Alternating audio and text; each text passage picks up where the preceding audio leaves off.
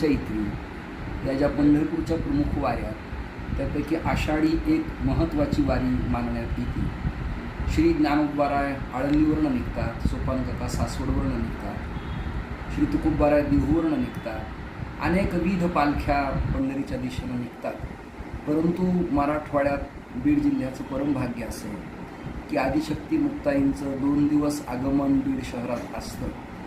परंतु ज्या उल्हासात, आनंदात आणि प्रेमभरात स्वागत आगत अपेक्षित आहे ते जनसामान्य माणसं सगळे करतात.